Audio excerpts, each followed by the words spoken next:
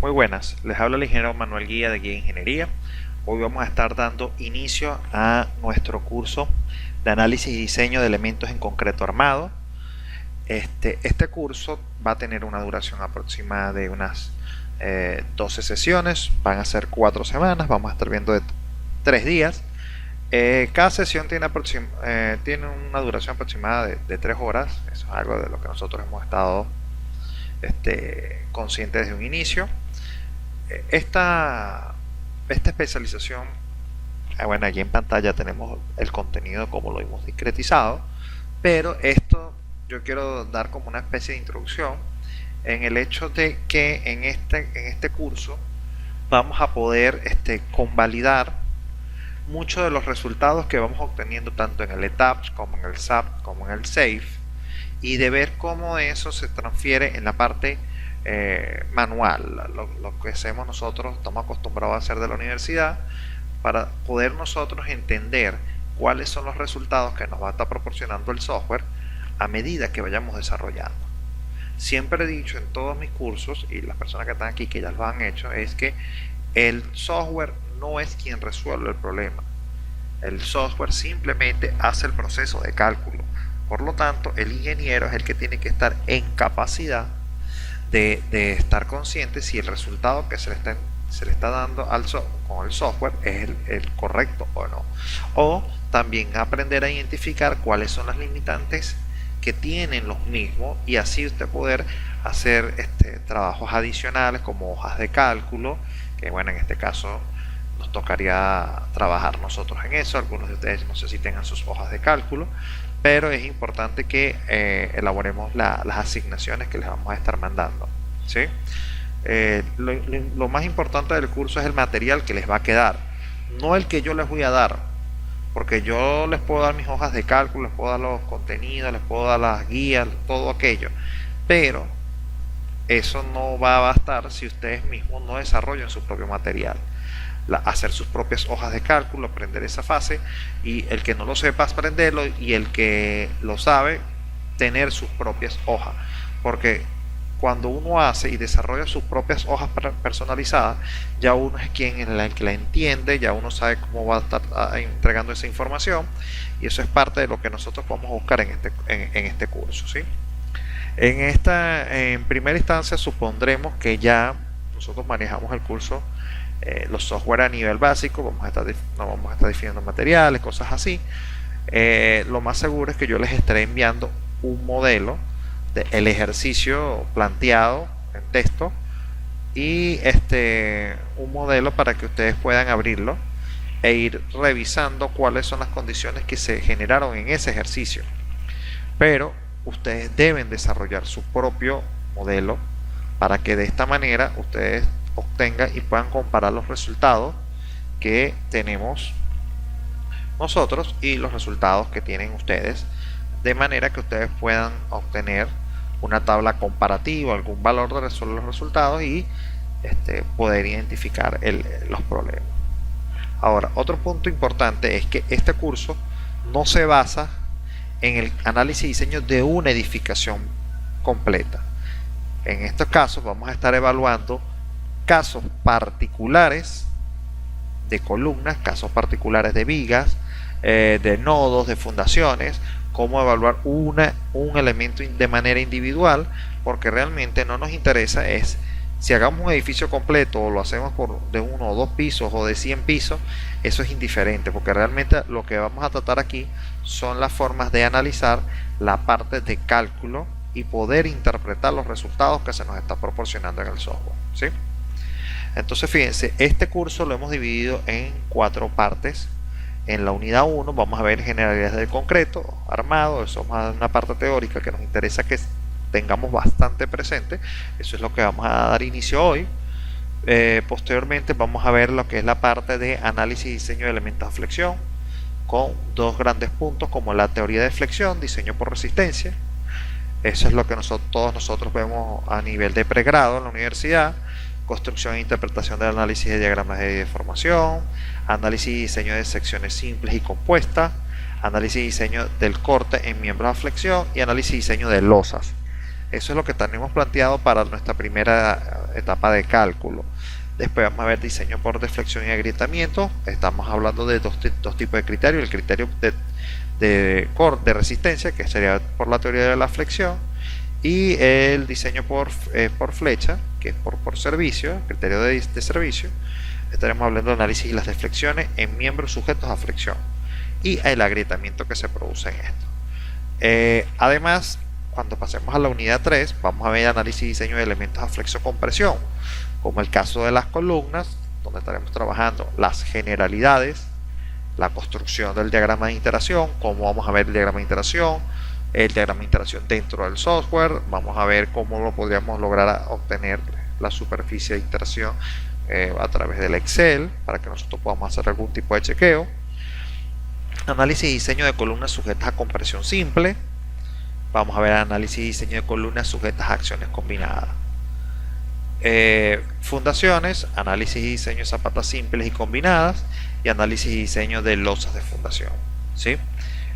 Todo esto es la parte que vamos a estar hablando de cálculo neto de elementos, vigas, columnas y fundaciones, que son los elementos principales que siempre tocan chequear en todo proyecto.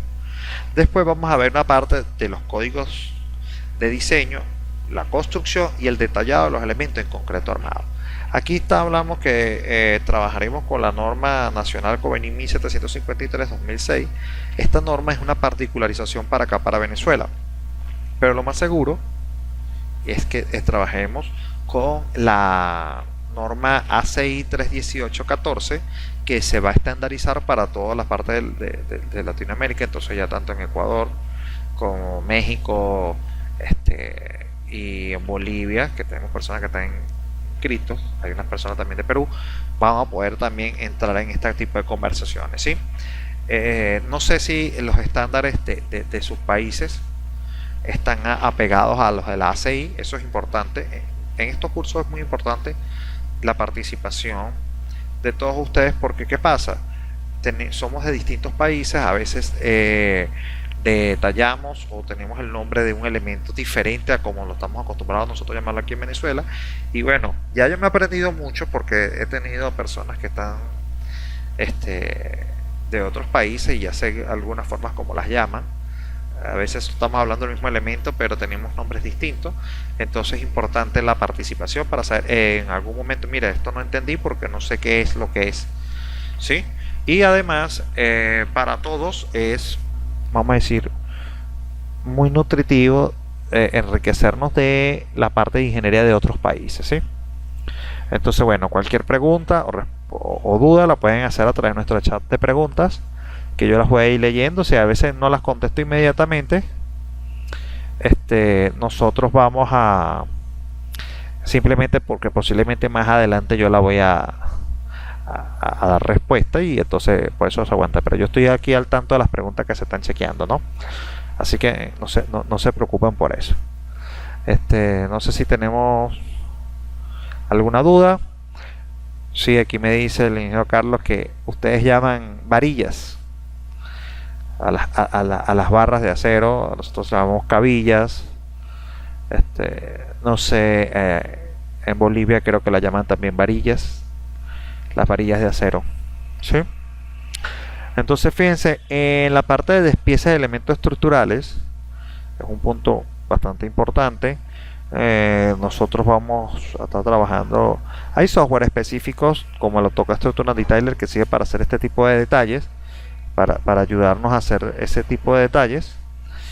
Y entonces nosotros vamos a estar viendo cómo el software nos puede estar ayudando a eso, ¿no?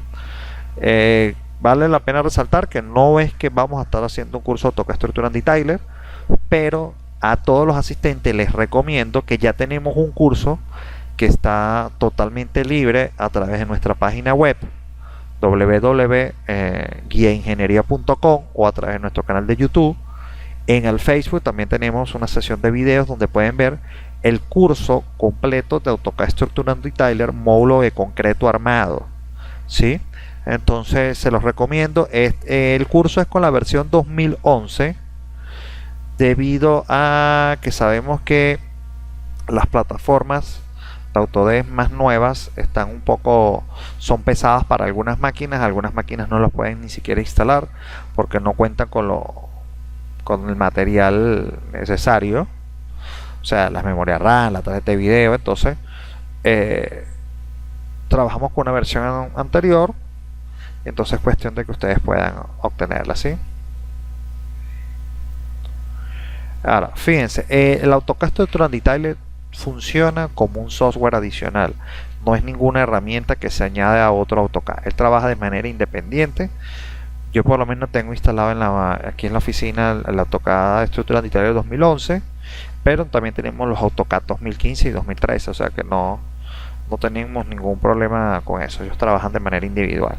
Ahora, si no cuentan con suficiente memoria en su equipo, les recomiendo que trabajen una versión anterior como esa. La 2011 es bastante estable y les va a permitir así no tener problemas de incompatibilidad y que se le ralentice mucho a la máquina. A veces uno está trabajando y se pone bastante lenta por acción de la misma computadora y el software que le instalamos, ¿sí? Ok.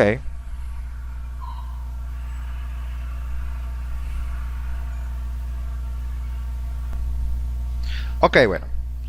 Lo primero que vamos a conversar en nuestro curso es la parte de las generalidades del concreto, algunos puntos importantes que es necesario que lo sepamos, porque muchas veces el comportamiento que necesitemos darle o para reforzar o para estabilizar o simplemente para diseñar un elemento, necesitamos conocer a plenitud las propiedades del mismo.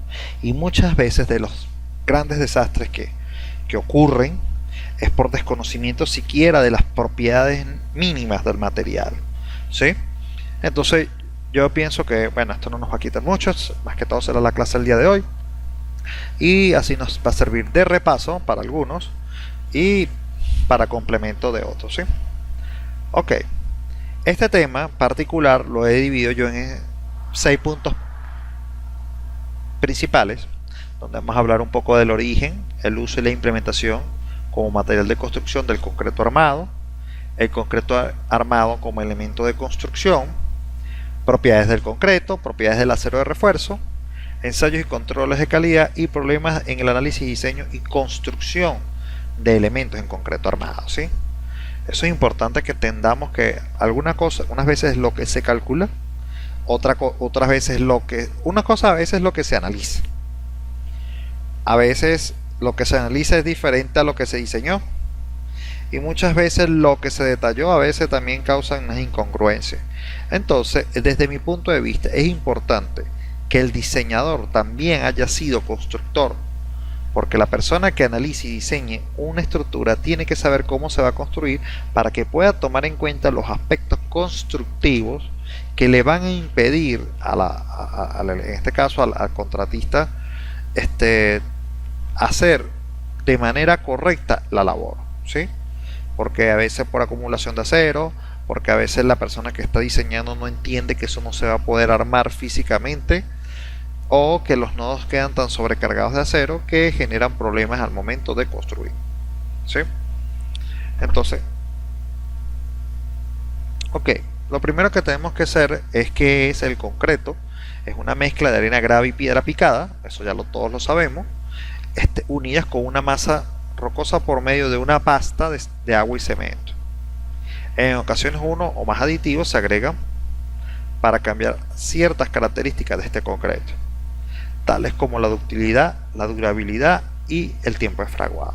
Lo primero que tenemos que entender es que el concreto armado o el concreto, primero hablemos del concreto, el concreto no es un material homogéneo, es más bien un material heterogéneo que está compuesto por diversos materiales que las tienen propiedades individuales cada una de ellas. Y ¿qué pasa? La alteración de una de estas puede desencadenar una serie de eventos que perjudican o pueden también mejorar la calidad del concreto. Muchas veces nosotros pensamos que estipulamos desde el inicio de nuestro proyecto, vamos a decir que esto es un concreto F' 250 y entonces no tomamos en cuenta la preparación de ese concreto, estaríamos asumiendo que la persona que está en obra está en capacidad de realizar un diseño de mezcla, está en capacidad de revisar los componentes que van a ser utilizados para la mezcla, también va a estar pendiente de lo que es el control de calidad y, ¿saben qué? Eso no ocurre todo el tiempo. Entonces muchas veces nos están diciendo que alcanzan, bueno, yo no sé si a ustedes les ha tocado recibir llamadas de un contratista que les dice textualmente: ingeniero, yo sé que el proyecto dice que las fundaciones tienen un concreto, debe ser un concreto 250 kilos por centímetro cuadrado, pero no sé qué pasó, extraño, no sé si es que fue que los extraterrestres le llevaron la mezcla de concreto, le robaron un cemento, no se sabe exactamente qué es lo que es, pero el alcanzó fue una resistencia de 210 kilos por centímetro cuadrado. Es un buen concreto de 210 kilos sobre centímetro cuadrado. Entonces, ahí es cuando usted lo ve con cara de cómo lo golpeo. Un concreto de 210 no es nunca igual que un concreto de 250. Posiblemente tampoco llegue a esa resistencia. Cuando hablamos de elementos estructurales principales, como vigas, columnas y fundaciones, y zapatas, o algún muro, es imprescindible que se alcance la resistencia de diseño. ¿Por qué? Porque entonces por ejemplo, esos 40 kilos por centímetro cuadrado que estamos omitiendo, imagine cuando multipliquemos entonces nuestro pedestal o nuestra fundación, la capacidad que tenía se ve drásticamente disminuida. Y entonces ahí es cuando usted dice al contratista con su cara muy sonriente: ¿sabe qué? Tiene que demoler. Así de sencillo. Eso no sirve, tiene que volverlo a hacer. Y entonces, bueno, hay una serie de problemas que se ocasionan en base a esto. Algunos de estos los comentaré por experiencia propia, que también por ignorancia de las propiedades del material llegan a estos puntos que a veces son bastante graves. Ahora fíjense, otra definición que tengo allí, esto lo pueden copiar del manual del concreto estructural del libro de Porrero, de Graces y Velasco, del 2003, un libro aquí en Venezuela. De verdad que es bastante bueno. Las personas que están en el exterior pueden buscarlo, debe estar en digital por allí. Es un libro que de verdad recopila de manera muy concisa todo lo que abarca el concreto como material estructural y todo eso, ¿sí? Aquí, bueno, fíjense, aquí me están haciendo una consulta sobre la diferencia de temperatura. Eso lo vamos a conversar un poco más adelante, Carla, no te preocupes. Ahora, el concreto u hormigón es un material que se puede considerar constituido por dos partes. Es una mezcla pastosa y moldeable que tiene la propiedad de endurecerse con el tiempo, y la otra con trozos pétreos que quedan englobados en una pasta. A su vez, la pasta constituida por agua y un producto aglomerante o conglomerante que es el cemento. El agua cumple doble misión, de dar fluidez a la mezcla y de reaccionar químicamente con el cemento, dado lugar que ellos a su endurecimiento. Fíjense, el concreto, es la mezcla como tal, pero nosotros decimos que, bueno, una mezcla de arena, piedra picada, estos son los materiales que dan la consistencia y la resistencia a la mezcla. Pero entonces después tenemos el cemento. Bueno, más adelante vamos a ver unas propiedades que ya puse allí, pero el cemento proviene de la deshidratación de una roca, que por lo general es una mezcla de roca caliza con otros componentes que permite se tritura esa roca, se pulveriza y se crea una mezcla y se deshidrata la misma. Entonces nosotros vamos a decir que tenemos concreto en el momento en el que tenemos una mezcla de piedra, arena, cemento y el elemento que activa la reacción química, que sería el agua. Ahora, más adelante también vamos a ver que la resistencia del concreto nunca se va a tener, porque no solamente es el agua que se está aportando a la mezcla, sino también la que va a captar de manera ambiental, ¿sí? Ahora, al igual que la mayoría de los materiales pétreos, el concreto tiene una alta resistencia a la compresión. y una baja resistencia a la tensión. El concreto reforzado es una combinación de concreto y acero que proporciona la resistencia a la tensión que carece el concreto, teniendo en cuenta que dicho acero también colabora en compresión, expandiendo su uso en el diseño de otros elementos estructurales. Fíjense que aquí ya estamos hablando de la incorporación del acero como elemento, vamos a decir, clave ante las acciones de tracción, que para el concreto es muy difícil de llevar, ¿sí? Vamos a ver acá. Si tenemos alguna pregunta. Entonces, fíjense, ¿qué podemos decir del concreto? Bueno, su origen se remonta al uso de una especie de cemento llamada punzolana, creada por los romanos. Es una mezcla de ceniza volcánica con cal viva y agua. Eso sería nuestro mortero inicial que está allí, ¿no? Adicionalmente, después se mezcló con arena y grava, pero inicialmente era una especie de mortero. Solamente con la ceniza, la cal, eso fue el primer cementante que se usó, y después posteriormente, al ver que se podía mezclar con otros elementos, generar un elemento mucho más complementario, ¿sí? Ahora, esta mezcla, al endurecer, formó una mezcla rocosa. Aunque esta mezcla no posee mucha resistencia comparada con las estándares actuales, pero permitió la construcción de muchas estructuras que aún están en pie. Fíjense, de los romanos, estructuras romanas, todavía hay puentes que están en uso, todavía hay acueductos que también están en uso. O sea, todo eso está construido con tecnología romana, ¿no? Ahora, no es sino hasta 1824 cuando Joseph Aspin incorpora el cemento Portland. En 1867, cuando Joseph Munier patenta el uso del concreto reforzado, aunque ya se tenía elementos de que había otras personas que habían hecho los primeros intentos, más que todos eran una especie de ornamentales, mallas de acero, de un acero bastante pobre, pero que permitía darle forma diferente a estas mezclas de concreto. Y previos, en 1877, Tante Hyatt, quien publica su análisis de esfuerzos en las vigas de concreto reforzado. Él fue el primero en plantear la idea de utilizar el acero o el hierro en esos primeros puntos de la ingeniería para poder utilizarlo en elementos principales de edificación, ¿sí? Ahora, el concreto es uno de los pocos materiales que se utilizan en la construcción, que brinda, una alta resistencia a la compresión por unidad de costo, que quiere decir que nosotros podemos, con unas pequeñas mezclas de concreto, el elemento va a estar en capacidad de resistir mucha carga.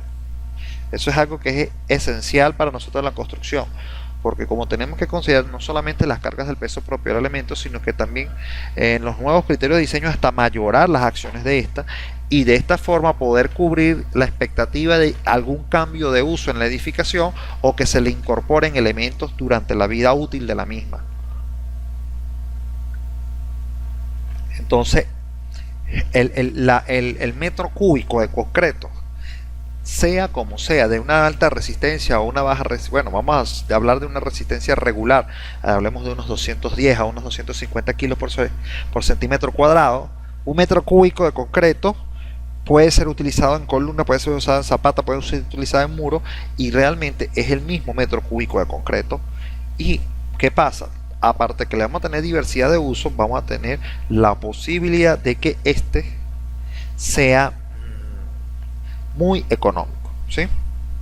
Además que esa misma unidad de costo está asociado a la construcción y preparación de este material. Para preparar un buen concreto no necesita que usted tenga personal altamente especializado, como por ejemplo en el caso de estructuras metálicas, donde a veces nosotros necesitamos montadores y soldadores especiales que nos garantice cómo hacer el montaje, ¿sí? En cambio, con un concreto no tendríamos problema, simplemente tener algunos equipos. Se puede lograr obtener unas altas resistencias en concreto hechos en sitio, de manera manual o ya sea de manera más artesanal con algún trompo, alguna mezcladora en sitio, ¿sí? Y simplemente lo que hay que supervisar las dosificaciones que vienen del diseño de la mezcla, ¿sí? Ahora, una de las principales características que tiene las estructuras en concreto armado es que requiere poco mantenimiento. Y si está debidamente protegido contra el fuego, que es el principal enemigo que tenemos del concreto, se comporta eficientemente, al igual que ante la exposición directa al agua.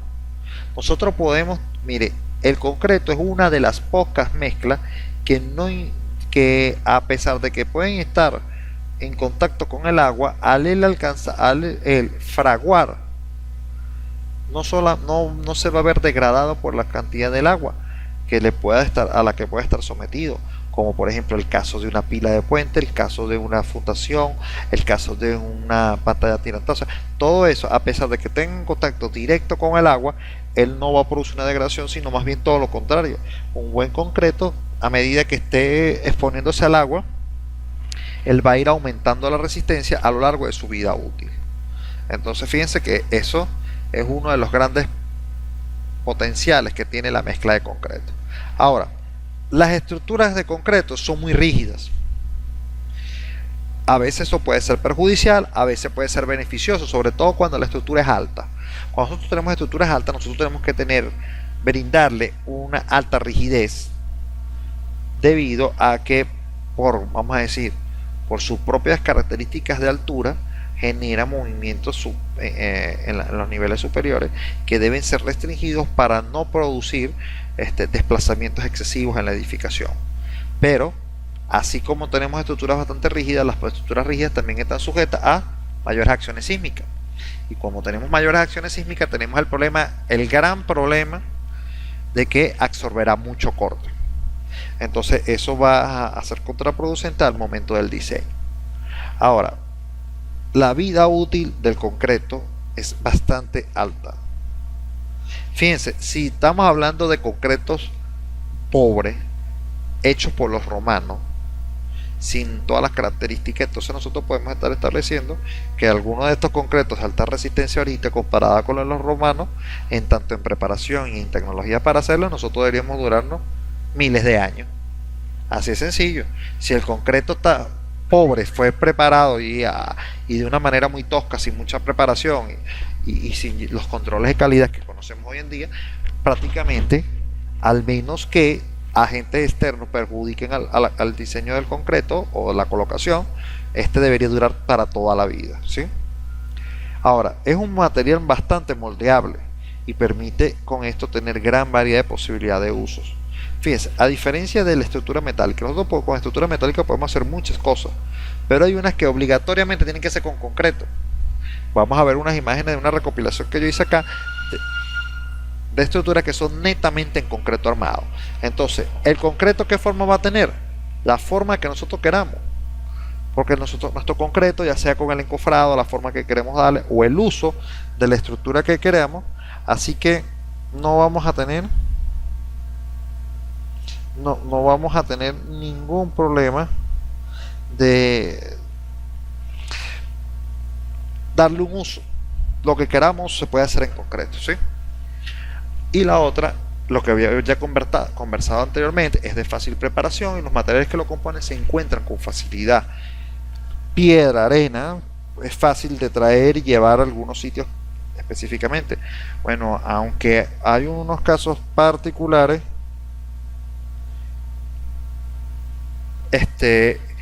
como las islas. Tengo un amigo que hizo curso con nosotros, que él es de Aruba, y la piedra picada, la arena, el cemento y la piedra, todos, y cemento, arena, la piedra y las barras de acero, todo es importado, todo. El suelo que tienen ellos allí no es un suelo granular, no es en algunos sectores de baja capacidad, en otros tiene alta capacidad de fundación, pero tienen un problema: los materiales no se consiguen con facilidad. Por eso ellos han tenido que hacer adaptaciones de concretos, y en los cálculos también eso era afectado. A pesar de que ellos se van rigiendo, en este caso el amigo está en Aruba, ellos trabajan fundamentados con el eurocódigo, entonces han tenido que hacer adaptaciones de la normativa del Eurocódigo que aplica nada más para ellos. Y los estudios que tienen que ir haciendo, por ejemplo, cuando nosotros, bueno, vamos a ir viendo más adelante que vamos a hacer un determinado diseño de mezcla, nosotros tenemos que saber el contenido de humedad, cuál es el tipo de roca. Nosotros aquí en Venezuela realizamos lo que llama la prueba de desgaste de Los Ángeles, que es para ver cuál es la capacidad que tiene de ruptura, de fractura que tiene la roca número uno. O sea, la roca número uno, la piedra número uno es la que usamos como elemento principal para el concreto, que sería una piedra que puede ser de cantera o puede ser de río, siendo mejor la de cantera, ¿no? Porque aquello tiene mayor, la superficie es corrugada y no es lisa y tiene mayor adherencia con respecto al concreto. Entonces, fíjense, pero tierra y piedra y arena y agua y en todos lados. Al menos que usted quiera echarle aguas saladas y cosas así, que en esos casos, ojo, que a pesar de que puede parecer totalmente absurdo, siempre hay algún personaje que yo no sabemos si que por estupidez o por estupidez, cualquiera de las dos razones, decide ponerle agua salada al material. Y les comento, por ahí tengo una foto que tomé personalmente del daño que puede hacer el agua salada, no solo en la exposición directa al concreto, sino también a nivel ambiental, porque no necesariamente tiene que estar en contacto con el agua para que ésta produzca daño. Simplemente, también puede estar simplemente la humedad en el ambiente, puede producir una degradación en esto, ¿sí? Entonces, bueno, no sé si tenemos alguna pregunta. Fíjense, acá tengo una serie de imágenes. Entonces, bueno, fíjense, en estas imágenes hay diversidad. Estos son algunos aleatorios que tomé por allí.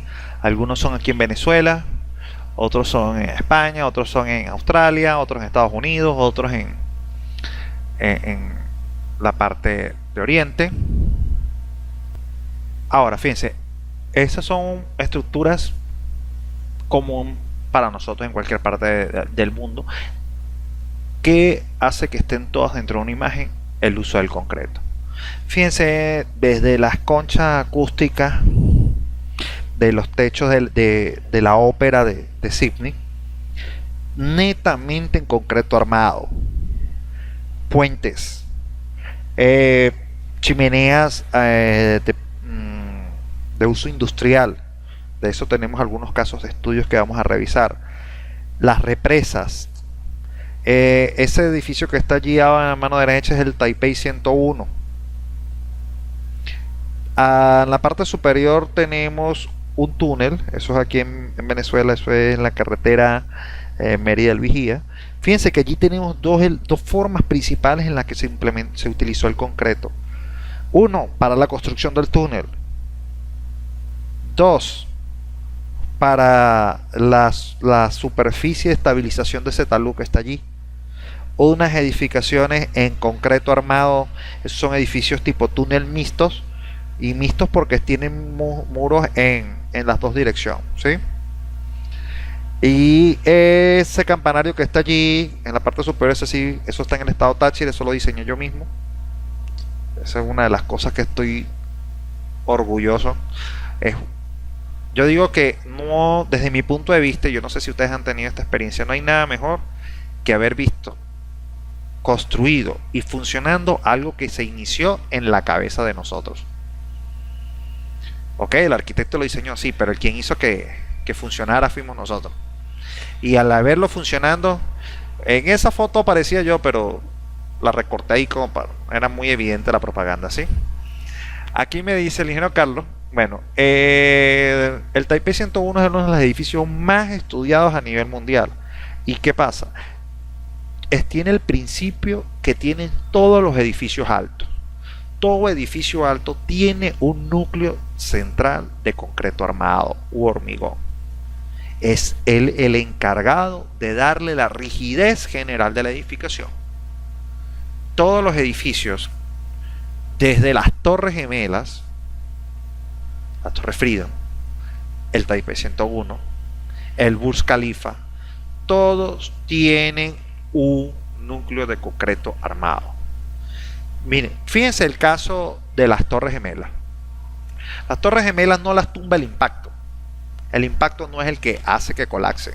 Tanto es así que las personas que diseñaron el edificio inicialmente consideraron la probabilidad de que un avión se estrellara directamente contra ellas y fue una de las combinaciones de cargas que utilizaron. El único problema es que ellos consideran que era un 347 cuando se le metió un 747 lleno de gasolina. Ahora, realmente lo que hace, produce el colapso es el hecho de que este núcleo fluye y se daña, colapsa por efecto del fuego. Eso es una de las cosas principales que vamos a tener evaluando también nosotros acá a manera general, la protección del fuego que tenemos que darle. Por lo menos para nosotros en Latinoamérica es muy común la utilización de material concreto, del material de concreto armado. Aquí en mi país, aquí en Venezuela, todo se construye con concreto armado, bloques de concreto, tabiquerías de concreto. A pesar de que nosotros podemos decir que la estructura principal es en estructura metálica, las paredes, las losas, todo lleva concreto. Nosotros no tenemos, por ejemplo, acá la cultura de estar construyendo casas en madera ni en ningún otro material diferente al que sea de concreto.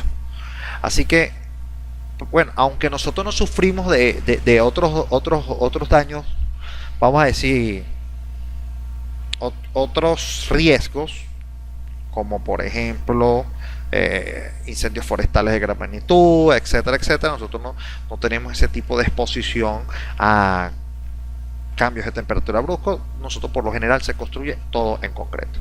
Ahora, países que tienen unas condiciones diferentes, el concreto es mucho más costoso, etcétera, la preparación, tienen recursos naturales a explotar como madera y hacen todo en madera.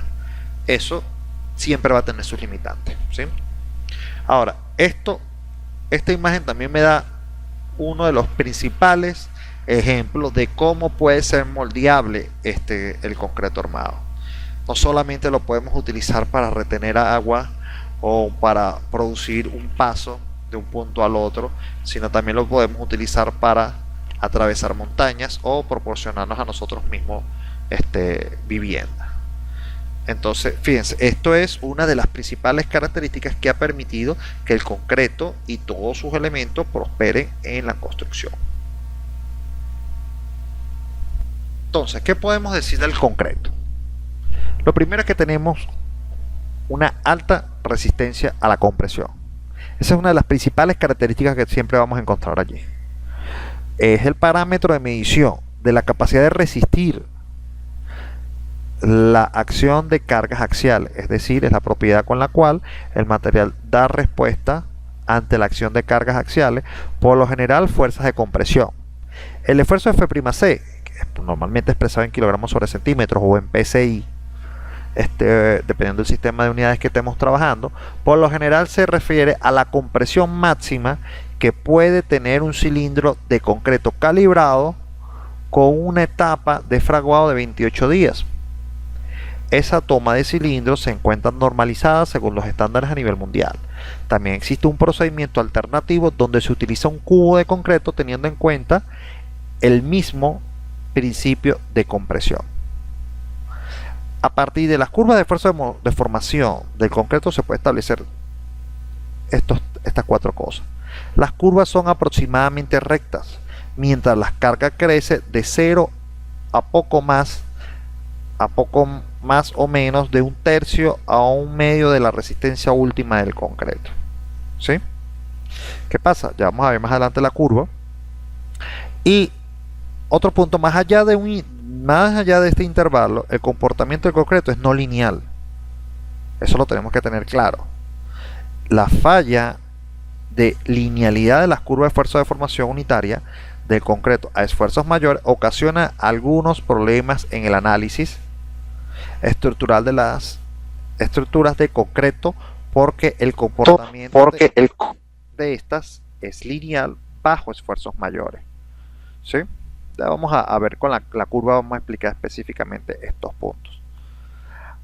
Ahora, es de particular importancia el hecho de que todos los concretos, independientemente de sus resistencias, se estima que alcanzan sus resistencias últimas bajo deformaciones unitarias de aproximadamente 0,02. Entonces, el concreto, aunque no tiene una resistencia a la afluencia plástica definida, más bien las curvas se comportan suavemente hasta sus puntos de ruptura. Deformaciones unitarias entre aproximadamente los 0,03 y 0,04. Por lo general se considera que el concreto falla a 0,003. Ese es el punto de medición donde ya nosotros empezamos a establecer que hay daño en el elemento de concreto. Estos 4 puntos fueron tomados del libro de McCormack y Brown, Diseño de concreto armado del 2014. Allí en la imagen estamos viendo vamos a decir, el proceso de toma de cilindros, esos cilindros a la parte de arriba. Estos cilindros que están acá no vienen de no vienen de la toma de la muestra del vaciado. O sea, no es que agarramos, mientras se hacía el vaciado, se tomó los cilindros. No, estos cilindros han sido tomados. Esto viene de un ensayo destructivo que se hizo de una chimenea en concreto armado que estuve trabajando, que se hizo una toma de cilindros en puntos diversos, se ensayaron. Fíjense que hay algunos que tienen unos cambios de color, eso es producto de una carbonatación que tienen el concreto por exposición a agentes químicos. Y fíjense que tenía que colocársele una base, esa parte que está ahí arriba que llaman concaping, es para poder uniformizar la carga de la prensa de compresión para saber en qué resistencia nos daban esos materiales. Esto es un caso, ese es un caso, esos cilindros que están allí es un caso de un ensayo destructivo que se hizo para conocer la resistencia última de unos elementos de concreto en un proyecto dado, ¿sí? Vamos a ver acá. Fíjense, ahí tenemos nosotros la curva de esfuerzo de formación y uno de los principales elementos o factores que tenemos que evaluar dentro del concreto es el módulo de elasticidad. El módulo de elasticidad es una propiedad que no es constante. Esta varía de acuerdo a la resistencia a la compresión que tenga el mismo, en este caso el concreto, y esta a su vez por la edad. Este valor también se puede ver afectado debido a los materiales utilizados en su preparación, así como una serie de factores asociados a su colocación y posterior curado. Fíjense, aquí tenemos 5 curvas para distintas resistencias de concreto. El F'C 140, 210, 280, 350 y 420 kg por centímetro cuadrado. Entonces fíjense que el módulo de elasticidad va a representar a la pendiente de la curva en su fase inicial antes de obtener la resistencia tope, aproximadamente en una línea de, vamos a ver acá,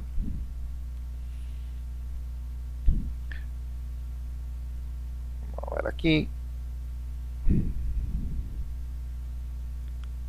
aproximadamente. Fíjense, si nosotros venimos aquí, déjenme ver por acá, se pasó, ya va un momento. Ok, nosotros establecimos como valor de crítico de falla el 0.003 del concreto. Entonces nosotros vamos a ver acá, estaríamos estableciendo este punto más o menos acá. Entonces fíjense que este punto de fluencia que consideramos como máximo, que ya dijimos que consideramos el daño general en el concreto, para concretos de mayor resistencia ese número se va a ir corriendo, y lo que sí tenemos es como valor máximo acá a tomar, donde ya nosotros tenemos identificado, es que a partir de 0.02, que estaremos hablando de esta parte, de aquí para acá 0.02, aquí, aquí, aquí, aquí y aquí y aquí, estaremos hablando básicamente del punto máximo de resistencia alcanzada por la mezcla, ¿sí? Entonces fíjense que nosotros podemos asociar este valor como para saber que cuando alcancemos una deformación de 0.002 deberíamos estar teniendo la resistencia máxima del mismo.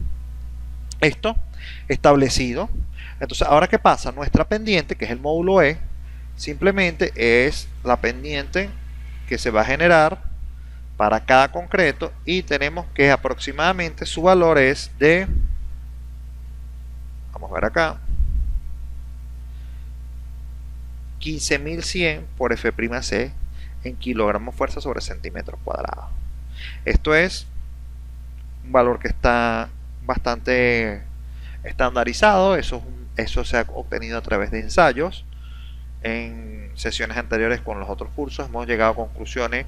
Me dijeron en Dominicana usan 15.100, en Ecuador también. Hay sitios que me dijeron que usaban 14.100, 14.000, 12.000. O sea, eso va a depender. Ojo, fíjense como dice la definición. Va a depender, uno, del material que se está utilizando, como tanto de la preparación como de la colocación. Entonces nosotros tenemos que tener un parámetro. Y ese parámetro de medición estándar para nosotros es la resistencia última. Y en base a eso nosotros vamos a tener valores estandarizados a nivel mundial. Pues. Por ejemplo, el módulo de elasticidad representa la pendiente del diagrama de fuerza de deformación, que es lo que estamos teniendo allí. Ahora, el módulo de elasticidad dinámico, que corresponde a deformaciones, porque fíjense, no es lo mismo el módulo de elasticidad estático, porque estaríamos hablando del rango estático del concreto. Pero después que nosotros veamos sobrepasada la resistencia última, ya nuestro concreto no se va a comportar de una forma lineal, sino de una forma no lineal.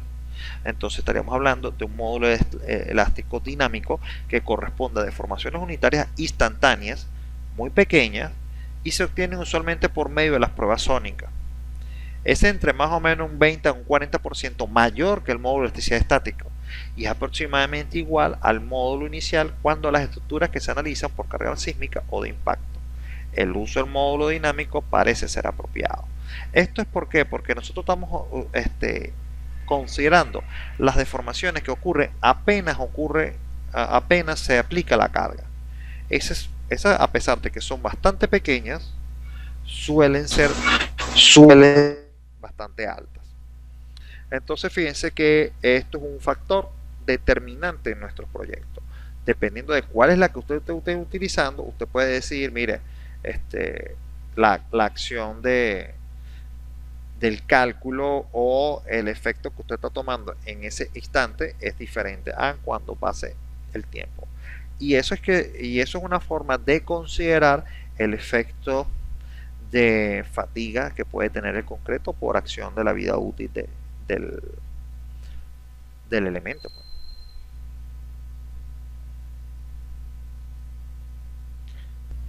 Entonces fíjense, el módulo de Poisson es otro de los factores que tenemos que tener bastante en cuenta. Al someter este cilindro de concreto a carga de compresión, este no solo se va a cortar en la dirección de aplicación de la fuerza, sino que también se expande lateralmente. La proporción lateral respecto al acortamiento longitudinal se denomina módulo de Poisson. Su valor puede variar entre los 0.11 para concretos de alta resistencia hasta 0.21 para concretos de bajo grado, con un valor promedio aproximado de 0.16. Eso es lo que está tipificado en la mayoría de los libros. No parece haber una relación directa entre el valor de esta proporción y la relación de agua-cemento, cantidad de curado, tamaño del agregado. Eso quiere decir que es una característica propia de la mezcla, del elemento como tal ya conformado. Ahora, en la mayoría de los diseños de concreto reforzado no se le da ninguna consideración al llamado efecto de Poisson. Sin embargo, tal vez tenga que ser considerado en el análisis de diseños de presas en arco, de túneles y de algunas otras estructuras estáticamente indeterminadas. ¿Por qué netamente en la parte de presas y de arcos y de túneles? Sino que porque son elementos que van a estar sujetos a efectos de esfuerzos directos sobre ellos, que cualquier elemento o cualquier deformación va a generar que tenga momentos de segundo orden que pueden estar generando agrietamientos en alguna parte del elemento. Por eso es que hay que estar considerándolos en estos casos específicos. Ahora, cuando se tiene la contracción, después que el elemento se ha curado y comienza a secarse, el agua adicional que se usa en el mezclado comienza a flotar en la superficie, donde se evapora. Como consecuencia, el concreto se contrae y agrieta. Las grietas resultantes pueden reducir la resistencia al corte de los miembros y exponer el acero de refuerzo a agentes ambientales que producen su degradación. Además, está estimado que este proceso puede durar años, aunque se sabe que el 90% del mismo ocurre en el primer año.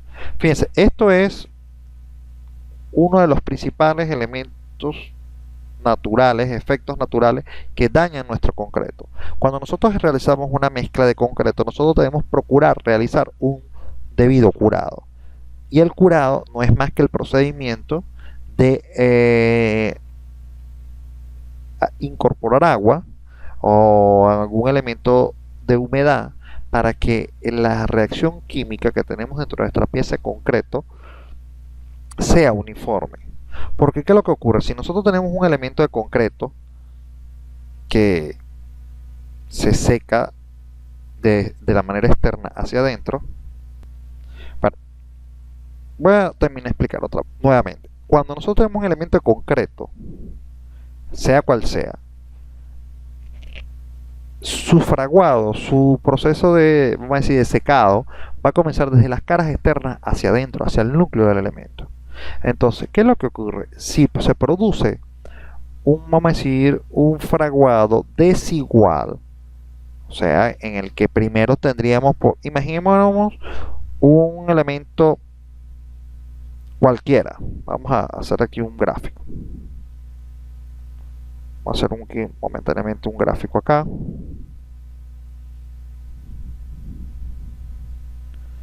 Voy a hacer aquí uno más o menos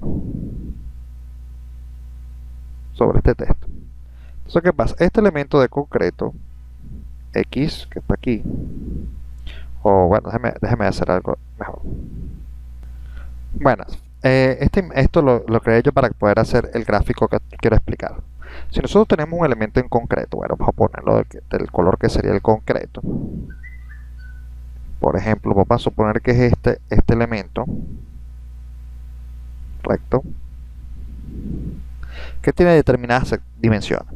Entonces, ¿qué pasa? La exposición que tiene él al viento, vamos a suponer al ambiente, va a tener viento en esta cara, en esta cara, en esta cara que está acá y en esta otra cara que está acá. Es una exposición uniforme. Ahora, ¿qué es lo que ocurre? El fraguado del concreto va a venir en la dirección contraria. Todo esto va a venir tratando de fraguar del centro hacia afuera. El problema es que la superficie externa va a haber capas de ella que van a fraguar mucho más rápido. Por ejemplo, estaríamos hablando de esta zona. Vamos a ver acá, acá, acá y acá. Toda esta parte perimetral va a fraguar mucho más rápido porque tiene exposición directa al ambiente. Ahora, ¿qué es lo que va a ocurrir? Que como la parte externa va a fraguar mucho más rápido que la parte interna, cuando la parte interna frague, ella se va a expandir. Y cuando se expanda, va a producir un agrietamiento en el material que está en su cara exterior, porque no tiene cómo, porque este material no tiene la capacidad de resistir esa tracción que se va a producir. Tanto es así que muchas veces consideramos en nuestros cálculos que el concreto no, no tiene resistencia a la tracción. Sí tiene una más o menos estimada en un 0.68 del F'C, de la raíz del F'C. Ese es más o menos el número aproximado de la capacidad de la tracción que tiene el concreto. Pero ¿qué es lo que ocurre?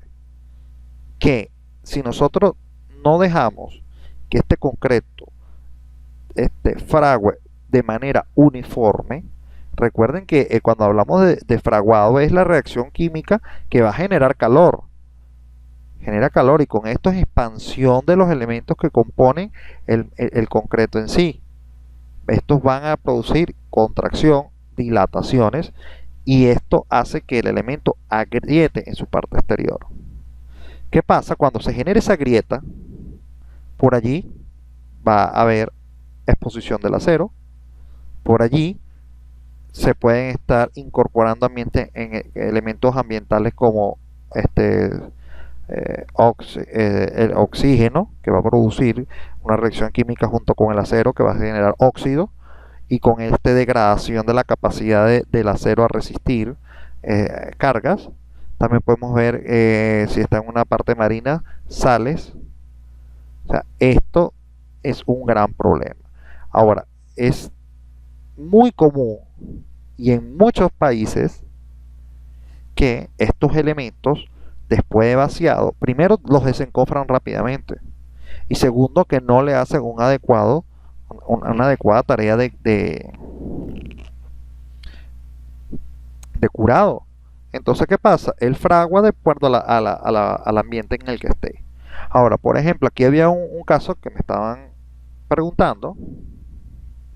Entonces, fíjense, esa hidratación que tenemos que darle al concreto es precisamente para que el calor que vaya a emanar desde el centro sea uniforme y cuando él vaya a dilatarse, que el material crezca, que el material se fortalezca, se crezca homogéneamente y de esa manera no dañe y no agriete la parte exterior del elemento. Sí, desde la parte interna, el crecimiento, imagínense, yo no sé si han puesto por lo menos un recipiente de agua en la nevera, en el freezer. Entonces, ¿qué pasa? Lo mismo que ocurre cuando hay congelamiento, es que el material, que el líquido, se endurece y fortalece y se dilata, crece. Entonces ustedes van a ver que el recipiente, el molde, se va a ver deformado como que si estuviera tratando de expandirse. Eso es lo mismo que va a ocurrir con el concreto.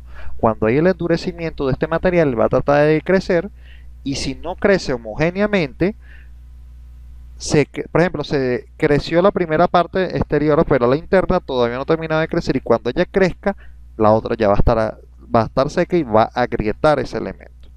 Por eso, esa es la ciencia de un correcto fraguado, de curado para que el fraguado sea completo, sea correcto, ¿no? No sé si se entendió la idea, si todo el mundo te quedó claro. Entonces, uno de los aspectos importantes en toda mezcla de concreto es el cementante. En este caso, el cemento Portland es uno de los principales elementos utilizados en la preparación de los concretos, ya que es la masa aglutinante de los agregados. El cemento Portland tiene como principal característica que los tipos de fraguado requieren aproximadamente unos 28 días para alcanzar la resistencia máxima de diseño, aunque también entre el mismo cemento hay variedad que permiten que este proceso se reduzca.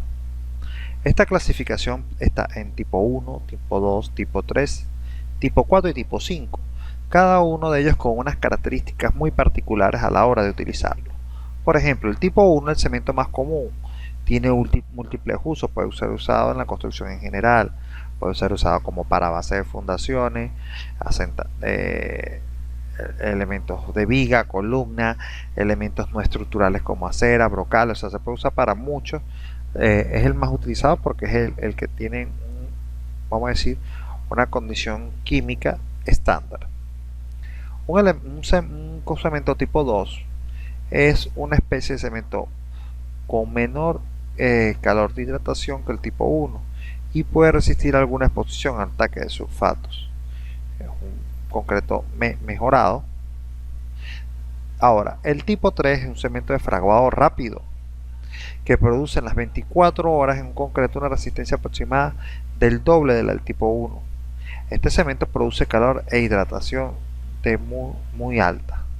¿Qué quiere decir? Cuando tengamos una mezcla de concreto tipo 3, tenemos que tener especial cuidado con el proceso de curado para evitar la contracción y los daños por agrietamiento en la superficie del mismo, debido a que va a generar mucho calor y el calor, recuerden lo que explicamos hace un momento, se va a ir enfriando de afuera hacia adentro y cuando ocurra la dilatación por fraguado del material en la parte interna va a producir el agrietamiento en el exterior del elemento de concreto. ¿Ves? Entonces fíjense, un concreto tipo 4 es un cemento de bajo calor que produce un concreto que disipa muy lentamente el calor. Se usa en estructuras de concreto de gran tamaño. Ahora fíjense, este concreto que de paso produce bajo calor, pero lo disipa muy lentamente. Eso quiere decir que hay que también tener especial cuidado en los procesos de hidratación del concreto, ya que este mismo debe ser prolongado y no por espacios cortos de tiempo donde se satura el elemento concreto y después al tiempo, vamos a decir, a las horas se vuelve a colocar. No, en este caso los tiempos de hidratación de concreto tienen que ser más pequeños para que de esa manera se alcance tanto las resistencias rápidamente como disminuir el efecto del agrietamiento por la dilatación del material. Ahora, un concreto, un cemento tipo 5, un cemento usado para todo lo que vaya expuesto a altas concentraciones de sulfato. O sea, son concretos para obras en particular, ¿sí? Entonces, ¿qué podemos hablar del concreto armado? Ya sabemos que el concreto armado forma parte de la mezcla de concreto y la incorporación del acero de refuerzo como material para colaborar con la disipación y la respuesta ante las tracciones que se puedan producir en el material. Ahora, el acero de refuerzo es el encargado de absorber las acciones que generen tracciones en el concreto. De allí su nombre de concreto armado, ya que es una fusión entre ambos materiales. Este acero puede venir en la forma de barras o cabillas, cuya superficie puede ser lisa o corrugada, estas últimas proporcionando mayor adherencia entre ambos materiales. La incorporación del acero en el concreto ha permitido convertirlo en uno de los principales elementos de la construcción y de diversos usos. Fíjense, allí tenemos nosotros el diagrama de esfuerzo de formación de una barra de acero, donde tenemos un punto entre 0 y A. Ese punto entre 0 y A está estipulado ahí que es la región lineal. Después vamos a tener entre A y C una plasticidad perfecta o fluencia. Entre C y D vamos a tener el esfuerzo que se genera por el endurecimiento por deformación hasta alcanzar el esfuerzo último del material, y hasta la parte de la estricción, donde vamos a tener la ruptura. Entonces fíjense, es importante que nosotros establezcamos y conozcamos quién es este punto A. Este punto A, en nuestro caso, siempre ha sido FY, el FY del acero, y lo conocíamos como límite elástico, límite de proporcionalidad, ¿sí? Ahora, el FY, estos software permiten que usted evalúe también de la parte plástica del material. Entonces nosotros podemos permitirnos obtener un valor en B de un FY efectivo. Entonces, ¿qué es lo que vamos a tener normalmente? Entre A y B, aquí tendremos aproximadamente el 10% de sobreresistencia o factor de seguridad entre A y B, y después de B a C, y de ahí en adelante ya sí es un comportamiento totalmente inelástico. En algunos casos puede ser lineal, en otros casos puede ser no lineal, pero sí ya es inelástico. Entonces acá el punto BC, ya aquí de BC ya hay deformaciones irrecuperables, y esto está previo a la fractura general. Nosotros podemos clasificar los aceros dependiendo de la cantidad de carbono que tenga, y de acuerdo a eso mismo nosotros hemos especificado cuáles son los usos que vamos a tener, ¿sí? Entonces, fíjense, el acero de refuerzo se puede clasificar de acuerdo al grado y por consiguiente al punto de fluencia del mismo, basado en las normas ACTM. Vamos a ver acá las normativas ACTM, y además tenemos tres tipos: el A615, primer material; 2, el ACTM 707 y el ACTM A996.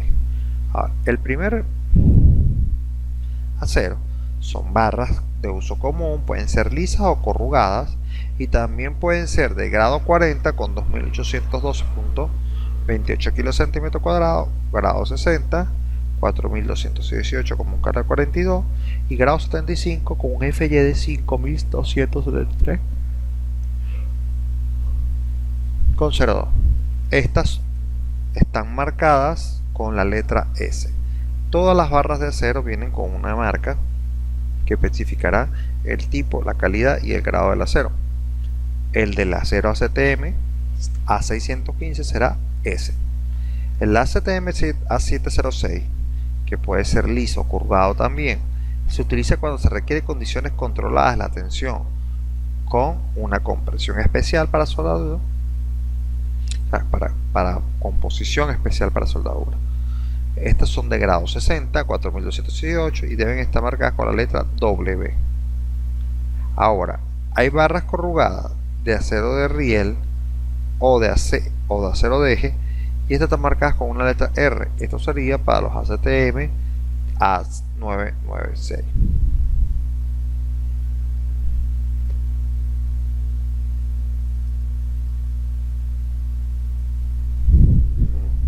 No sé si tenemos alguna pregunta. ¿Alguna pregunta al respecto? Ok, entonces continúo.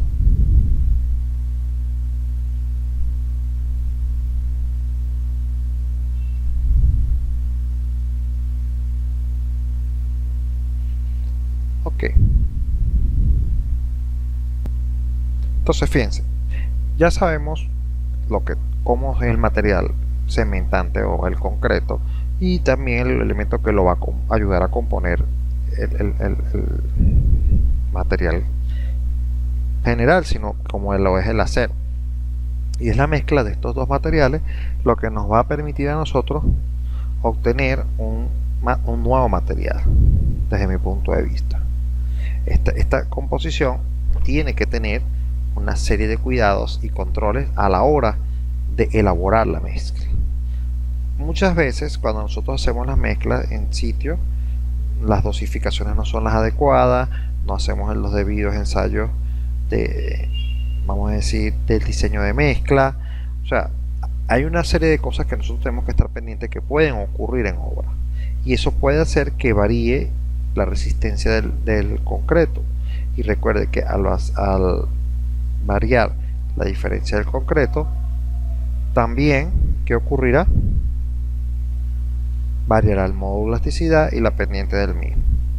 Entonces fíjense, acá cuando nosotros tenemos una estructura, por lo menos en los casos de patología, es muy común que nosotros hagamos ensayos primero de tipo no destructivo, aquellos donde nosotros podamos usar una sonda como de Wilson para poder, a través de una penetración no destructiva, conocer la resistencia del concreto, o un esclerómetro. Lo único problema es que, bueno, esos son estudios que no son exactos, hay que tener muchos puntos, hay que tomar muchos valores para que estadísticamente nos proporcionen valores medios calculados. ¿Vale? Entonces, otro de los ensayos no destructivos, y es muy utilizado, es la onda ultrasónica. ¿Qué es la onda ultrasónica? Un artefacto que emite una onda de sonido, y que nosotros podamos tener, de acuerdo a la velocidad en la que viajó la misma, nosotros podemos obtener una imagen y una densidad de este material que estamos estudiando. Por ejemplo, si una viga de concreto armado, podremos saber el peso exacto que tiene el elemento, y también podríamos tener ver la parte interior del elemento y saber cuánto acero de refuerzo tiene, qué cantidad, qué tipo, qué separación. Es algo que podemos obtener a través de este ensayo, ¿sí? Y lo mejor de todo es que es no destructivo. Podemos estar evaluando cualquier estado. Hay casos, por lo menos, en los que no se puede aplicar el esclerómetro porque estaríamos comprometiendo la forma o la estructura del elemento a evaluar, porque el esclerómetro precisamente medirá la resistencia a la superficie del elemento, y si esta se está perdiendo, no va a capturar nada. Ahora, después que nosotros hagamos un ensayo no destructivo de cualquier elemento en concreto, vamos a pasar a algún tipo de verificación de tipo destructiva, o sea que tengamos que tomar un elemento, una pieza, y ensayarla para saber si los valores que estamos teniendo a través de la parte estadística van a coincidir con los valores que vamos a estar obteniendo de la parte neta o medida en sitio, ¿no? Entonces siempre este trabajo se va a complementar uno con el otro.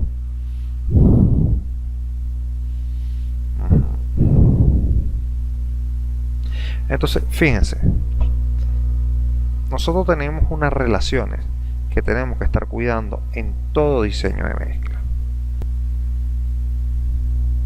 Entonces fíjense, acá es importante que tengamos especial cuidado con esta relación.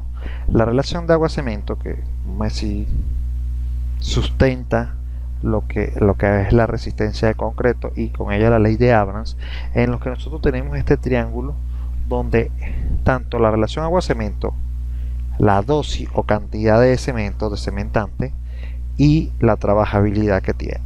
Esto para nosotros es básico, ya que nosotros sabemos que, por ejemplo, para determinada cantidad de cemento, nosotros queremos tener una resistencia dada. Por ejemplo, nosotros queremos una resistencia para determinado elemento estructural. Eso requiere una dosis o cantidad de cementante que va a producir o nos va a generar una cierta trabajabilidad dentro de la mezcla.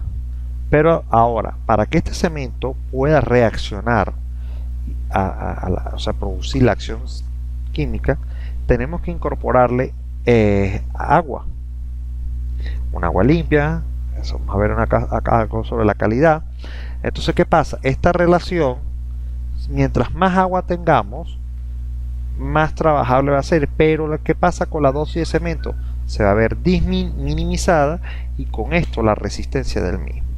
Ahora, para eso nosotros tenemos que evaluar, considerar una serie de factores al momento de preparar la mezcla, sobre todo en sitio, y es el factor agregado húmedo. Estás incorporando un agua que no está incorporada, o sea, estás incorporando un agua de la cual no tienes ningún tipo de dosificación, porque es el material granular que tienes húmedo. Adicionalmente a eso, ¿qué ocurre?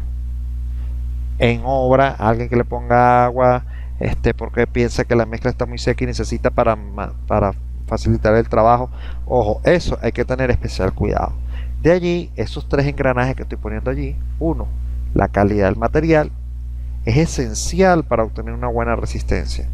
Si nosotros tenemos unos buenos agregados, un buen agregado fino, un buen agregado grueso, limpio, sin impurezas, totalmente aseado, que no esté expuesto a la intemperie, que no tenga agua incorporada, nosotros vamos a poder saber específicamente, de acuerdo a nuestro diseño de mezcla y la calidad que tenga cuál es la cantidad exacta de estos materiales que vamos a requerir para poder hacer una mezcla correcta, ¿sí? Y buenos materiales con un buen diseño de mezcla, junto con la calidad en la preparación de la mezcla. ¿Qué hablo yo de calidad en la preparación de la mezcla? Simplemente que tengamos, vamos a decir, un especial cuidado al momento de prepararla. ¿Por qué? Tenemos que estar prestando atención allí. El material, la cantidad que se colocó, La dosificación, sobre todo la dosificación es muy difícil llevarla en sitio. Mi recomendación es que utilice un elemento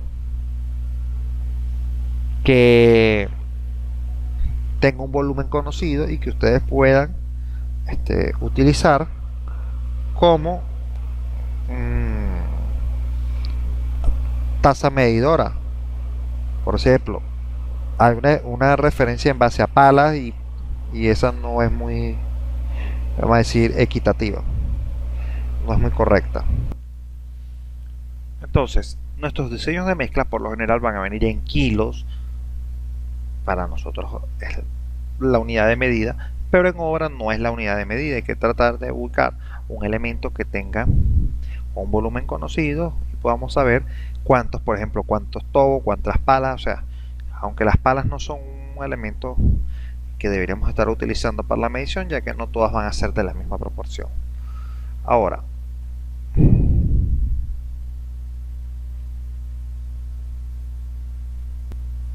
entonces, fíjense, los problemas que podemos hallar en la parte de análisis, diseño y construcción de los elementos en concreto armados están estrechamente ligados unos entre sí. Por ejemplo, la parte del análisis estructural tiene que tener en cuenta que eso se va a construir. Muchas veces tenemos ingenieros que no solamente que solamente conocen la parte del análisis, pero no entiende que ese elemento tiene que diseñarse para poder ser construido. ¿Qué quiero decir con esto? Que a través de softwares, vamos a hablar de cualquier software en general, la persona que está vamos a decir, generando el proyecto, entiende que hay una parte de cálculo, o sea, todo lo normalizado, pero viene un problema cuando va a hacer un despiece. ¿Qué ocurre? No tiene, vamos a decir, la pericia de decir, mire, esto tengo que hacer que se pueda construir. Entonces empiezan a ver las inconsistencias y los problemas en obra de lo que está calculado con respecto a lo que está proyectado y lo que se puede construir, ¿sí? Siempre he dicho que el diseñador será mejor diseñador, mejor analista, mejor proyectista, mientras él sepa cómo se construye el elemento, ¿sí? Entonces eso genera a veces problemas en el que a veces, mira, hay una cantidad de acero que no se puede vaciar, o que el vaciado es extremadamente dificultoso. ¿Por qué? Porque hay conglomeración de acero, el espacio, no va a haber adherencia entre unos y los otros, están sobre todo los nodos, bueno, por lo menos la representación de diversos, como digo, casos. A veces uno modela, a veces uno realiza un modelo matemático y la representación física de eso tienes que saber cómo se construirá para que tú sepas cuáles son las propiedades que debes utilizar para que en el modelado sea eso. Porque a veces estamos pensando que estamos poniendo una forma, estamos tratando de representar un evento y ese no hace absolutamente nada, no tiene nada que ver con lo que se va a construir o con el método constructivo que se va a emplear para su ejecución. Eso es algo que debemos de tener bastante atentos a eso, ¿no? Muchas veces el proyectista, y es de aquí también un factor importante, que el proyectista debe hacer entrega de las especificaciones técnicas del proyecto para que de esta manera el constructor sepa cómo es que se desea que se construya o cuál es la metodología que se puede aplicar o que se permite aplicar o que el proyectista está contemplando en el proyecto. Eso es esencial. En el caso de que no se tengan, uno debe preguntar, o sea, mire, yo puedo aplicar esta metodología, lo puedo hacer de esta otra manera, porque posiblemente las acciones que nosotros estemos haciendo para ejecutar la obra no coincidan con la que está en cálculo y eso distorsionará todos los resultados, ¿sí? Tenemos que tener bastante claro esa situación. Entonces acá, bueno, hasta aquí llegaría nuestra presentación.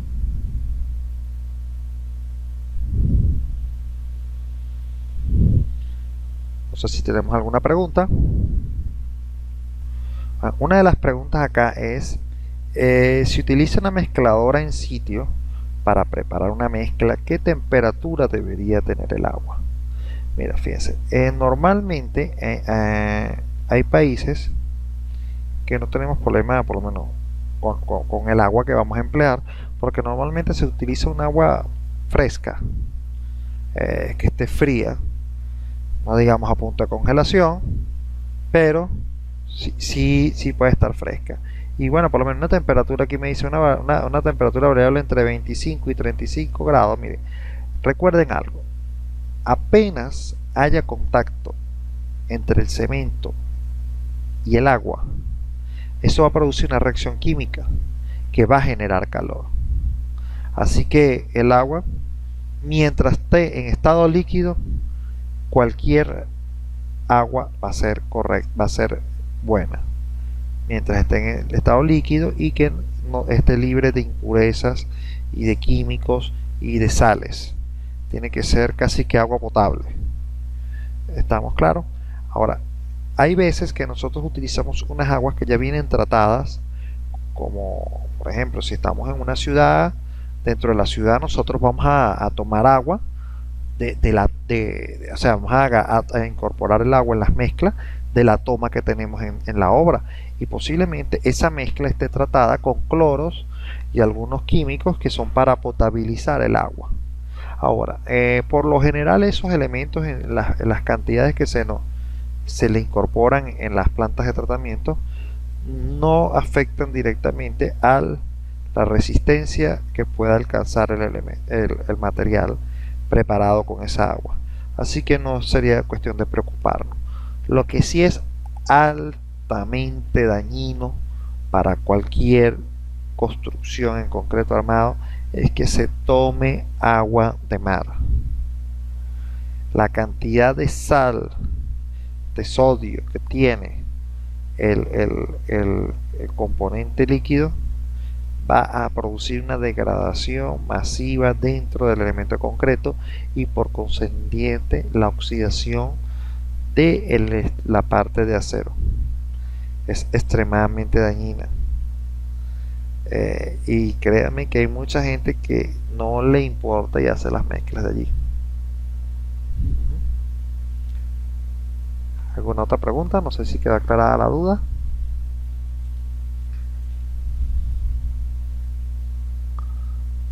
Para el curado también el agua debe ser de buena calidad, sin sales. Debe ser un agua bastante limpia, sin impurezas, y la temperatura, como digo, siempre y cuando esté en estado líquido, el mismo efecto el efecto de la reacción química va a producir que ésta vaya a una temperatura adecuada respecto a la acción química que está ocurriendo. ¿Sí? ¿Aclarada la duda? Entonces, en base a lo que tenemos cronometrado y lo que tenemos pensado para este curso, en primera instancia nosotros tenemos que conocer el software o los software en manera esencial. Ahí en pantalla ustedes tienen allí el ETABS, que es el programa, vamos a decir, matriz que tiene Autodesk para el análisis y diseño de edificaciones. Es el programa especializado en el área, pero también tenemos unos muy utilizados, que es el SAP 2000, que también los vamos a estar utilizando porque me interesa que ustedes hagan en la capacidad de entender, leer e interpretar los resultados de ambos programas, porque son los más utilizados, ¿sí? Ahora, hay que tener especial cuidado porque hay cosas que cuando uno modela en un software cambian con respecto a este, ¿sí? Entonces hay que hacer algunos ajustes. La idea es que nosotros realicemos una serie de ejercicios. Acá comparemos los valores obtenidos de manera manual con respecto a los valores obtenidos en el software, para que de esta manera podamos tener claro la forma de ver los resultados que vamos a obtener, ¿sí? Y tengamos especial cuidado a la hora de realizar los despieces. Ahora, cuando uno abre el ETABS, esta versión 2015, pues la versión más resuelta, más reciente, nosotros tenemos, por ejemplo, la parte de noticias, que son cosas que van a ir cambiando dependiendo del internet que tengamos, la fecha. El CCI normalmente cambia esas publicaciones, hablan sobre los hechos más relevantes de la empresa, y entonces permite estar al día con respecto a las innovaciones de la empresa. Eso a veces uno dice, bueno, yo no tengo que estar pendiente mucho de eso, pero hay cosas que a veces por desconocimiento no aprovechamos o explotamos bien el software porque no tenemos claro si eso o no se puede hacer. Aquí cuando dice Resource, tiene una galería de, aquí dice Tech Tips, Watch and Learn. En la parte de Resource o recursos de Watch and Learn puede ver y leer. Tenemos una serie de videos que están incorporados con el software. A usted, al hacer clic sobre un elemento de estos, él va a desplegarles una ventana que va a conectarse vía web. Ahorita nosotros seguro no va a hacer nada porque me estoy absorbiendo toda la banda con la clase con ustedes, pero él les va a proporcionar el video básico. Hay varios casos que podemos ver, por ejemplo, una parte tutorial de la parte de acero, una parte tutorial de la parte de concreto. Sería muy bueno que vieran este video. Unas herramientas de dibujo, los comandos de selección, importación. O sea, todos estos videos que están acá han sido preparados para que el usuario conozca las potencialidades del software y así pueda explotar el mismo, ¿sí? Ahora, esto es bastante recomendable que lo vean, los recomiendo, ¿no? Sí están en inglés, pero como las plataformas que nosotros manejamos normalmente están en inglés, no debe ser ningún problema para nosotros entender qué es lo que está haciendo la persona que está dando el tutorial. Ahora, hay una parte que dice manual y están los manuales del ETABS, que son fundamental para que nosotros logremos ser no usuarios. Usuario es una persona, o bueno, un operador. Un operador es quien solamente dibuja y hace cosas. En cambio, un usuario es lo que nosotros queremos ser, que es una persona que no solamente sabe cómo hacer el dibujo, sino que también conoce a fondo la forma de dibujar. Nosotros, de todos estos manuales que están acá, fíjense aquí, vamos a ver si puedo hacer que entre todos en la misma ventana. Claro, no me deja. Hay un manual que es de especial atención, que les recomiendo. Si tienen la posibilidad de imprimir, háganlo. Es ya te digo, el manual CCI Analysis Reference Manual, el manual de referencia de CCI. Les digo que si lo pueden, lo impriman, es porque es un material que es de fácil lectura y que uno debe tener para consultar en cualquier momento. Yo sé que muchos dicen, bueno, pero yo lo puedo tener en una tablet, todo lo que ustedes quieran, sí, pero yo todavía sí me gusta tener físicamente porque sobre él a veces yo hago anotaciones y lo tengo aquí en la biblioteca, lo comparto con los compañeros de trabajo de todo esto. Pero el Analysis Reference es uno de los principales manuales que vamos a ejecutar, que vamos a utilizar nosotros en este curso, porque allí está la información básica de cómo trabaja el software y funciona. Este manual está, vamos a decir, diseñado para el SAP 2000, para el ETABS el SAFE y el CSAFE Bridge. O sea, a pesar de que nos hagamos la parte de puentes en este caso, este manual nos sirve para los 4 software. Por eso es que les puedo recomendar que bueno, son 552 hojas, lo tengamos allí a nuestra disposición. Entonces fíjense, en este manual nosotros vamos a ver todo lo que es la parte introductoria, los que son los objetos y los elementos, los sistemas coordenados, toda lo que es la parte básica de estos software, ¿no? Masas, constraints, soldaduras, propiedades de los materiales. Fíjense, ya está hablando de la parte no lineal. Todo esto que está acá es un material bastante valioso a la hora de utilizar cualquiera de estos software. Hay otro manual que está acá que también lo vamos a usar, y estoy preparando algo similar con unos ejercicios propuestos para este curso en particular, y que también vamos a ir adaptando poco a poco y mejorando. Es lo que llaman el software verification. El software verification es este módulo que tienen aquí mano derecha, que es un módulo o es un manual donde el fabricante proporciona ejercicios que son calculados tanto con el software y comparados con lo que serían las ecuaciones de diseño original. En este caso yo creo que había dejado unas hojas marcadas esa vez. Vamos a esperar que arranque acá. Si ve, aquí tengo yo un ejercicio donde tenía, creo que esto era una viga metálica, una viga en concreto. Si, esto es una viga metálica, por aquí yo tenía una viga concreto. Por aquí, por aquí. Bueno, para acá. Aquí está un ejemplo de una viga simple calculada con el software. Aquí están las propiedades. Y que nosotros iremos desarrollando acá.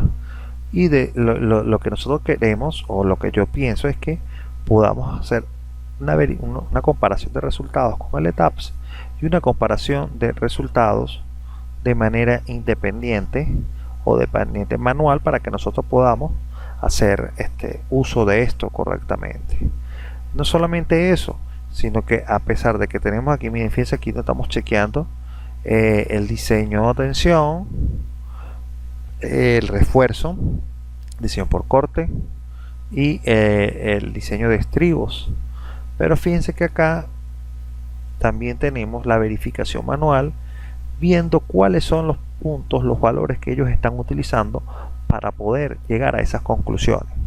Por ejemplo, los datos de flexión, donde siguiendo las cantidades de las caras de las combinaciones con los factores 0,90. O sea, fíjense, aquí tenemos una serie de valores. La primera combinación, que nos proporcionaría la primera cuantía de acero, la parte de compresión, fíjense todas las ecuaciones, el diseño por corte. Y vamos a ver aquí un poco más abajo. Ahora, este manual acá trae el chequeo de lo que es la verificación del cálculo, todo a mano. Entonces por eso es que es importante, porque fíjense que nos permite comparar los capítulos y los valores que están tipificados en la norma. Dice, esas fórmulas funcionan con esas unidades. Claro, pero es que nosotros podemos hacer verificaciones de lo que estamos obteniendo. El software fácilmente podemos cambiar las unidades y nosotros verificar los valores. Para nosotros también es importante que nosotros aprendamos a manejarnos con otras unidades y nosotros hacer un chequeo a la inversa. De todas formas, como les estoy diciendo, yo estoy preparando un material adaptado a los ejercicios que estamos realizando, tanto en las clases presenciales como en las clases online, para que ustedes tengan disponibilidad de ese material, ¿sí? Eso es algo que estamos desarrollando en paralelo, más o menos un formato parecido, donde haya la verificación manual y también donde haya el cálculo por etapas. Fíjense que está una parte de las columnas y creo que, bueno, aquí dice que tiene la diferencia, coeficiente, sacar la capacidad de una columna, y por aquí está cómo lo hizo manualmente la parte de chequeo. Es importante conocer ese tipo de cosas para que nosotros podamos explotar a plenitud nuestro programa. Algunos creo que los hacen otros sistemas de unidades. Fíjense aquí ya lo hizo en otras unidades, en milímetros. Posiblemente esto que está aquí arriba está bueno, fíjense que aquí más arriba esto es hasta acero. Diseño por flexión. Permítanme aquí un momento que estoy revisando. Sí, aquí está la misma viga calculada, pero ya en otros sistemas de unidades. Kilonewtonmetros, vemos los milímetros cuadrados de acero.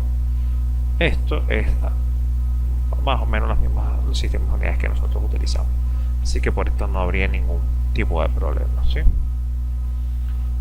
Entonces, ¿qué es importante? Que entendamos que el software, aquí hay algo sobre las cargas laterales de forma manual.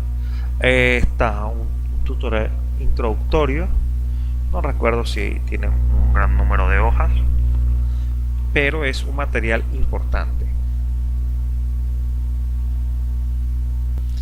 Entonces fíjense, hay un material. Este material también se puede conseguir en el SAP. Si nosotros aquí en Help, si no me recuerdo, nosotros podemos tener una parte que dice documentación. Bueno, aquí. Y tenemos la disponibilidad de los mismos documentos, de los mismos para el software, que son utilizados para el software. Por ejemplo, entre los manuales, fíjense que aquí ya nos aparece el análisis reference, por ejemplo. Si le doy doble clic, dice que no se está instalado el Acrobat en esta computadora. Claro que sí. Eso debe ser que tiene aquí algo que no me... Por ejemplo, por la parte de diseño, fíjense, tenemos los manuales técnicos incorporados dentro de nuestro software. Él ya los tiene incorporados, al igual que los trae el ITAPS. O sea, es lo mismo. Los tengan con uno, los tengan con el otro, es exactamente lo mismo. Y las verificaciones, mira, las verificaciones en SAP, vamos a ver si las puedo abrir. Es que yo como tal, aquí me hice... bueno, aquí hay unas que sí aparecen. Aquí vamos a ver una que concreto. No me permite ahorita directamente. Yo voy a buscar la forma de habilitar esto porque él no reconoce que tengo el Acrobat instalado, porque tengo un programa diferente. Pero estos ejercicios que están acá, si no mal recuerdo, están hasta hechos a mano. Manualmente alguien los verificó, ¿sí? Eso es algo, posiblemente ya lo cambiaron en estas nuevas versiones, pero era así. Y fíjense que lo hay para distintas normas, los diseños en concreto. Me interesaría estos ejercicios que están en concreto armados, que están acá. Son los mismos que están en el ITAPS. Eso no va a haber ninguna diferencia palpable de uno con respecto al otro, ¿sí? Ahora, como les venía comentando, no sé si tenemos alguna duda de lo que estamos conversando. Si no, para continuar. Entonces, bueno, si no tenemos ninguna otra pregunta, podemos dar por concluida la clase del día de hoy. Para la próxima ya estaremos arrancando la parte de ejercicios. Así que descansen. Saludos.